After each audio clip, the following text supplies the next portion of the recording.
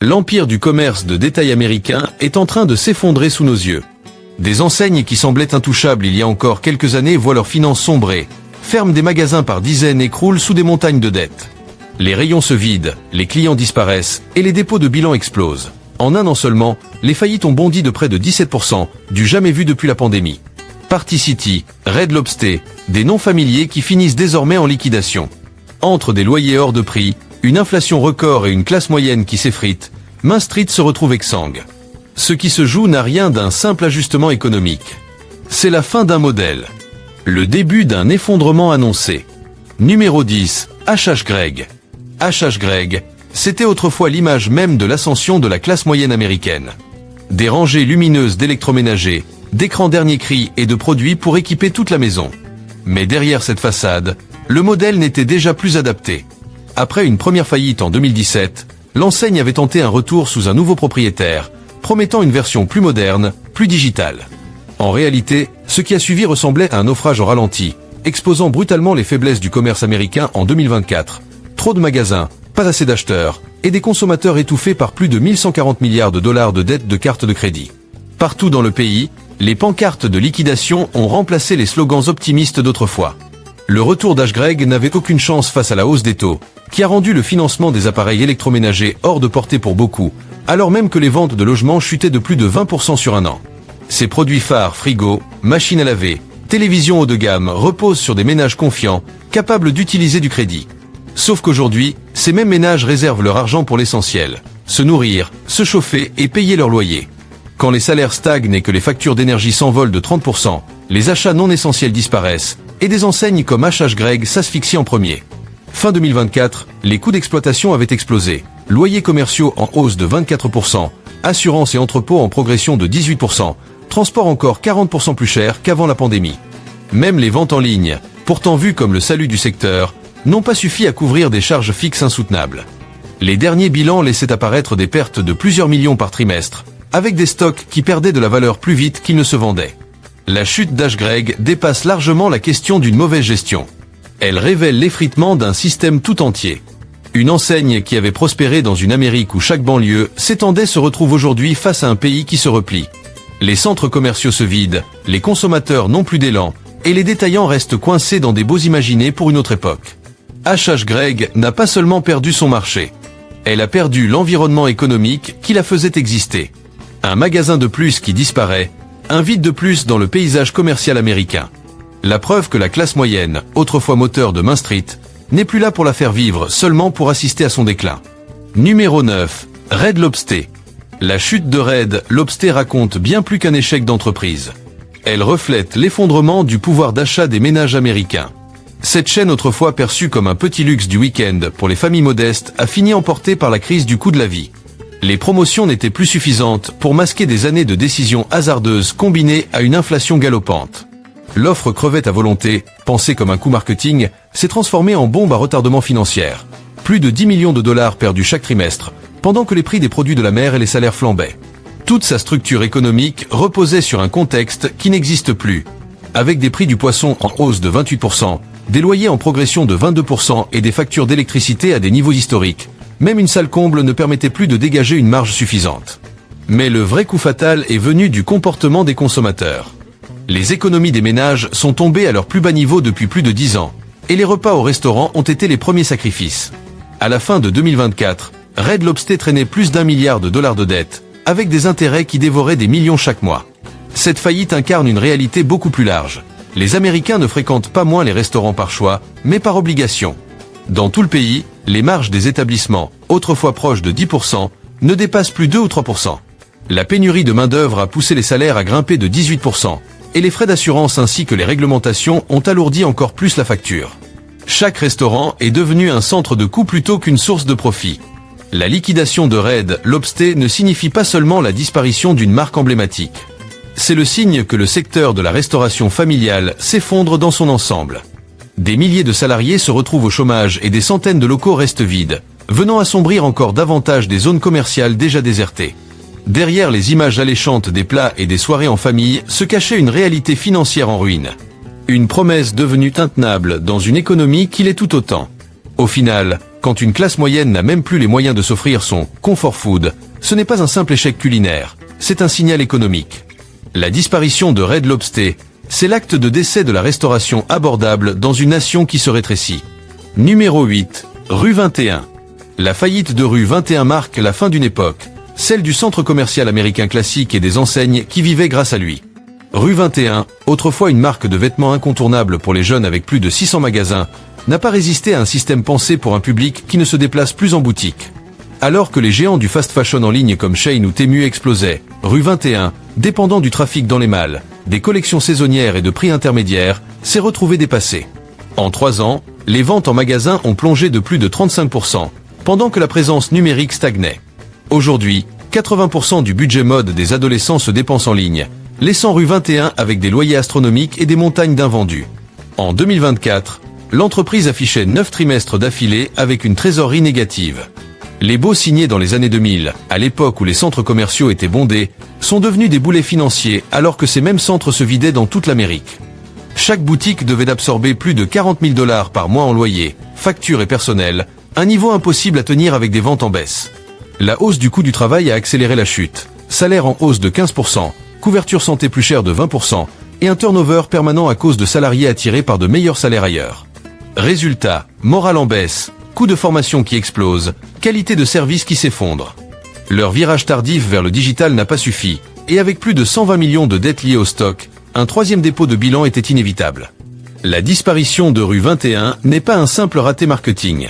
C'est la preuve d'un effondrement structurel. Le commerce physique de vêtements a perdu son rôle culturel.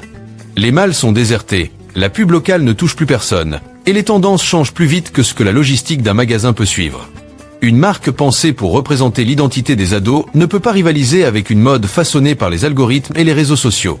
Rue 21 ferme ses portes, et avec elle, c'est tout un chapitre qui se referme. Les vêtements n'ont pas perdu leur charme. C'est la manière de les acheter qui a changé. Numéro 7. Joann. La chute de Joann raconte bien plus que la fin d'une chaîne de loisirs créatifs. C'est le symbole d'une créativité américaine étouffée par la réalité économique. Pendant plus de 80 ans, l'enseigne a été le repère des passionnés, des artisans locaux, des petites entreprises et de tous ceux qui donnaient vie à leur projet maison. Mais en 2024, les derniers fils qui maintenaient son modèle ont fini par céder.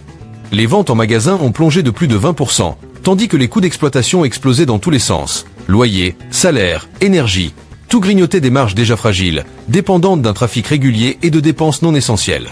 Quand l'inflation transforme un simple passe-temps en luxe, les clients fidèles disparaissent, tout simplement. À son apogée, Joann comptait plus de 850 magasins et employait plus de 20 000 personnes. Mais à la fin de 2024, la dette dépassait le $1 milliard, et rien que les intérêts coûtaient plus de 60 millions par an. Les stocks s'accumulaient alors que les coûts logistiques bondissaient de 35%, forçant la chaîne à solder massivement ses produits, au point où la marge brute s'est retrouvée réduite à peau de chagrin. Le cœur du modèle reposait sur le tissu vendu en grande quantité et les fournitures saisonnières. Sauf qu'aujourd'hui, les consommateurs privilégient soit le numérique, soit des importations à bas prix. Chaque mètre de tissu qui restait en rayon reflétait un autre morceau de pouvoir d'achat perdu, encore un signe que les budgets se resserraient.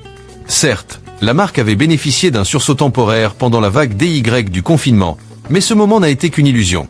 Dès que les chèques de relance ont été dépensés, les ventes sont retombées au plus bas. Face à une concurrence en ligne capable de proposer des prix presque de gros, Joann n'avait plus aucun avantage. Les tentatives de modernisation, caisse automatique, coupons numériques, programmes de fidélité n'ont rien changé à une infrastructure physique dépassée. Même si la restructuration sous faillite a permis de sauver quelques magasins, le socle est durablement fragilisé. Le déclin de Joann dépasse de loin le cadre de l'entreprise. C'est un petit drame culturel, silencieux mais réel. Il marque le moment où s'exprimer artistiquement devient trop coûteux pour beaucoup. Quand un simple fil à coudre devient un fardeau financier, ce n'est pas seulement un magasin qui s'éteint, mais une partie de l'imagination d'un pays entier qui perd de ses couleurs. Numéro 6. TGI Friday. TGI Friday s'était construit sur une promesse simple, permettre à l'Américain moyen de s'offrir une soirée au restaurant sans culpabiliser. En 2024, cette promesse n'est plus tenable. Ce qui était autrefois un rituel du vendredi soir est devenu une autre victime de la baisse du revenu réel et de l'explosion des coûts. Dans tout le pays, les restaurants se sont retrouvés pris en étau. Salaire en hausse de plus de 18%, matières premières 25% plus chères, vente d'alcool en baisse parce que les consommateurs réduisent le superflu. Même une enseigne aussi iconique que TGI Fridays n'a pas pu absorber le choc. Avec des centaines de millions de dettes, la chaîne ne pouvait plus rivaliser avec les fast-food modernes, les services de livraison et leurs coûts ultra compressés. Avant la pandémie, un repas moyen coûtait environ 24 $. En 2024, quand chaque assiette en coûte déjà 19 rien qu'à produire, l'équation ne tient plus. Les marges, autrefois proches de 10%, se sont effondrées sous les 2%. Impossible de survivre dans ces conditions. Les franchisés ont fermé à une vitesse record, incapables d'honorer des loyers en hausse de 22%. Et avec des prix de l'énergie au plus haut depuis 10 ans, certains restaurants perdaient jusqu'à 40 000 $ par mois. La culture américaine du restaurant a changé, mais TGI Fridays n'a pas réussi à suivre. La livraison via application, l'impression d'augmentation constante des prix sur les menus, et un mode de vie où les familles font leur compte au centime près ont fait disparaître son public principal.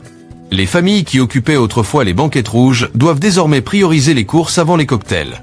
Fin 2024, presque tous les établissements américains avaient baissé le rideau, ne laissant que quelques franchisés à l'étranger. Et cette disparition n'a rien d'un simple élan nostalgique. C'est la preuve que tout le modèle du restaurant américain est en train de s'effondrer sous son propre poids. Quand aller dîner dehors devient un luxe, ce n'est pas seulement un lieu de vie qui disparaît. C'est un rituel social, un moment de connexion, un symbole du mode de vie de la classe moyenne. TGI Fridays n'a pas seulement fermé des restaurants, il a mis un point final à une époque où casual voulait dire accessible. Numéro 5. 99 cents only. La disparition de 99 cents only dépasse largement le cadre d'une faillite de plus. C'est un symbole économique puissant. L'enseigne qui incarnait l'idée même de petit prix n'a pas survécu à ce qui aurait dû être son terrain naturel, l'inflation. Avec plus de 370 magasins, la chaîne ne pouvait plus maintenir son identité tout à moins $1 quand tous ses coûts explosaient simultanément. L'énergie était 35% plus chère, les renouvellements de baux grimpaient de 22%, et les prix de gros aliments en conserve, produits ménagers, articles de première nécessité bondissaient de 18% à 40%. Chaque magasin ouvert perdait de l'argent, semaine après semaine. À son meilleur, 99 cents only générait plus de 2 milliards de $ de revenus annuels. Mais en 2024, ses dettes étaient 10 fois supérieures à ses actifs. Impossible de survivre avec des marges aussi faibles dans un pays où le nombre même de consommateurs solvables diminue. Près de 45 millions d'Américains dépendaient de l'aide alimentaire, les dettes de cartes de crédit atteignaient des sommets, et la valeur du dollar s'effritait au point de ne plus suffire à remplir les rayons. Le nom de l'enseigne est devenu son propre paradoxe. Même le pas cher était devenu trop cher. Lors de la liquidation, les magasins bradaient tout à moins 70% juste pour vider les stocks. Et malgré des prix dérisoires, la fréquentation restait décevante. Les clients qui remplissaient autrefois leur panier évitaient désormais les rayons entiers, préférant payer leurs factures plutôt que leurs courses. Début 2025, plus de 10 000 employés se retrouvaient sans travail, et des centaines de locaux laissés à l'abandon illustraient brutalement l'impact de l'inflation. La chute de 99 cents only expose une vérité inconfortable. Quand le bas prix ne peut plus exister, c'est toute la base du marché qui s'effondre. Ce n'était pas un problème de gestion. C'était une simple équation mathématique. Dans un pays où le coût de la vie dépasse les salaires année après année, même les magasins à $1 ne peuvent plus vendre à un public dont la monnaie perd sa valeur. Numéro 4. LL Flooring. LL Flooring, autrefois un pilier du marché de la rénovation à petit budget, s'est retrouvé entraîné vers le fond en même temps que la crise immobilière américaine s'enlisait. L'entreprise comptait plus de 400 magasins et profitait d'un marché où les foyers changeaient de maison, rénovaient, amélioraient. Mais quand les taux hypothécaires ont dépassé les 7%, tout s'est arrêté. Les ventes de logements existants ont chuté de plus de 20% en un an, et avec elles, la clientèle même qui faisait vivre l'entreprise. Quand les Américains n'achètent plus, ne rénovent plus, ne bougent plus, le plancher devient un luxe. Et c'est là que LL Flooring s'est effondré. Fin 2024, la société croulait sous plus de 500 millions de $ de dettes, avec 5 trimestres consécutifs dans le rouge. Le coût des matériaux, bois, colle, vinyle avait explosé entre 30% et 45% depuis 2020. Les frais de transport, déjà plombés par le chaos logistique mondial, rendaient certains produits impossibles à vendre avec un bénéfice. Chaque magasin coûtait environ 120 000 $ par mois juste pour garder les portes ouvertes, alors que la fréquentation avait chuté d'un tiers. Et ce n'était pas seulement LL Flooring qui souffrait. Les entrepreneurs repoussaient les chantiers, les propriétaires reportaient leurs travaux, et les impayés de cartes de crédit atteignaient un niveau jamais vu depuis plus de 10 ans. Ce qui était autrefois un stock précieux est devenu un poids mort, dormant dans les entrepôts. Les remises agressives n'ont rien arrangé. Les ventes moyennes sont passées de 1 200 $ à moins de 700 $, détruisant les marges. La tentative de passer au tout digital n'a rien changé. Les ventes en ligne ne couvraient même pas 10% des dépenses. Et pendant ce temps, les intérêts sur la dette continuaient à grimper. À la fin, aucun plan de sauvetage crédible n'existait. La chute de LL Flooring n'est pas qu'un simple échec commercial. C'est le miroir brisé d'un marché immobilier paralysé. Quand ce marché se fige, tout ce qui gravite autour s'étouffe. La liquidation de la chaîne ne ferme pas seulement des magasins, elle enterre une partie du rêve américain. La propriété, la rénovation, l'ascension sociale. Autant d'idées qui ont défini la classe moyenne et qui, aujourd'hui, témoignent de son déclin. Les showrooms sont peut-être encore éclatants, mais derrière ces sols impeccables, c'est la base même de la confiance américaine qui s'est effondrée. Numéro 3, American Freight. La faillite d'American Freight révèle un problème beaucoup plus profond. Le modèle des immenses magasins entrepôts ne tient plus debout dans un pays écrasé par la dette. Avec plus de 340 magasins dans 41 États, la chaîne prospérait autrefois en vendant meubles et électroménagers en gros à des foyers cherchant le meilleur prix. Mais en 2024, tout s'est dégradé. La demande s'est évaporée, les dettes ont explosé, et les entrepôts, autrefois un avantage, sont devenus un fardeau. Le début de la fin a été provoqué par la maison mère, Franchise Group, qui s'est retrouvée noyée sous plus de 1,8 milliard de dollars de dettes. Les filiales, dont American Freight, ont dû absorber le choc. Les ventes d'électroménagers et de meubles ont plongé de 26% en un an, les paniers moyens ont chuté de 35%, et même des rabais massifs n'ont pas suffi à vider les stocks. Sur le plan opérationnel, les chiffres ne suivaient tout simplement plus. Chaque magasin coûtait entre 150 000 et 200 000 dollars par mois, alors que la trésorerie était négative depuis 5 trimestres. Les coûts de transport, l'atout historique de la chaîne, ont augmenté de 40% depuis 2020. Résultat, les entrepôts débordaient de marchandises invendues. Au milieu de 2024, les stocks valaient encore 300 millions de dollars. Mais la liquidation ne promettait d'en récupérer même pas la moitié. La fin d'American Freight symbolise la mort d'un modèle économique. Quand tout repose sur le volume, le crédit et la vitesse, il suffit que la demande disparaisse pour que l'édifice s'écroule. Les consommateurs n'achètent plus des meubles, ils financent leur survie. Ceux qui remplissaient autrefois leurs camions de produits paient aujourd'hui 25% d'intérêt juste pour garder l'électricité allumée. Le modèle entrepôt vers domicile, pensé pour une classe moyenne en expansion, n'a plus sa place dans un pays où la solvabilité se fragilise. À la fermeture, ce sont des milliers d'emplois qui ont été perdus, et des centaines de bâtiments géants qui sont restés vides, figés dans les banlieues américaines. American Freight n'a pas sombré à cause d'erreurs internes. Elle a été victime d'un système qui ne peut plus soutenir la consommation à grande échelle. Dans un pays où la dette remplace l'achat, les entrepôts deviennent les mausolées d'une économie qui n'a plus les moyens de ses ambitions. Numéro 2, Party City. La disparition de Party City révèle quelque chose d'encore plus surprenant. Même la joie a désormais un prix que beaucoup ne peuvent plus payer. Pendant près de 40 ans, la marque a accompagné les moments heureux des familles américaines, anniversaires, remises de diplômes, mariages à travers plus de 850 magasins. Elle faisait partie du décor émotionnel du pays. Mais en 2024, tout s'est arrêté. Le plus grand détaillant d'articles de fête aux États-Unis a été contraint de liquider après avoir été écrasé par l'inflation, la chute de la demande et des coûts d'exploitation qui augmentaient plus vite que les revenus. Au moment du dépôt de bilan, la dette dépassait 1,7 milliard de dollars. Les loyers avaient bondi de 25%, l'énergie de 40%, le transport avait plus que doublé par rapport à 2020. Un modèle fondé sur le volume ne peut pas survivre quand les familles coupent dans tout ce qui n'est pas vital. Avec la hausse du prix des aliments, plus de 20%, chaque dollar spare servait à tenir, pas à décorer une fête. Les produits festifs, ballons, costumes, décorations sont devenus des extras dans un pays où 60% des foyers vivent au jour le jour. Même après une restructuration en 2022, les ventes n'ont fait que décliner. Un magasin coûtait environ 100 000 dollars par mois, mais les revenus chutaient de 30% par rapport à l'année précédente. Les entrepôts se retrouvaient pleins d'invendus, les fournisseurs exigeaient d'être payés comptant et la trésorerie de Party City ne suivait plus.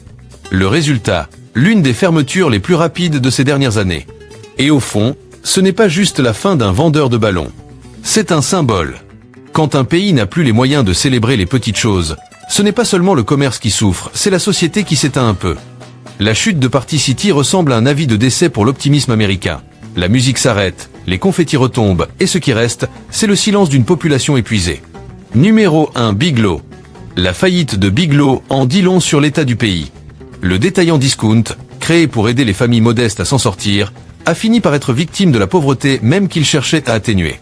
Avec plus de 900 magasins, Biglow était depuis longtemps un refuge pour ceux qui cherchaient à faire des économies. Mais en 2024, tout s'est effondré sous le poids de l'inflation et de la chute de la demande. Depuis 2022, les pertes trimestrielles s'enchaînaient, grignotant plus de 300 millions de dollars de valeur pour les actionnaires. Les taux d'intérêt rendaient tout refinancement impossible. Les coûts logistiques, d'énergie et de main-d'œuvre grimpaient de 21%. Chaque magasin coûtait environ 130 000 $ par mois, mais la fréquentation avait plongé de 28%. Et ce n'est pas parce que les gens cherchaient ailleurs, c'est qu'ils n'avaient plus rien à dépenser. Les marges, autrefois stables à 40%, sont tombées sous les 20%. Les stocks restaient des mois en magasin, immobilisant des centaines de millions en produits impossibles à écouler. La transition vers le commerce en ligne n'a jamais suffi à compenser le coût des magasins physiques.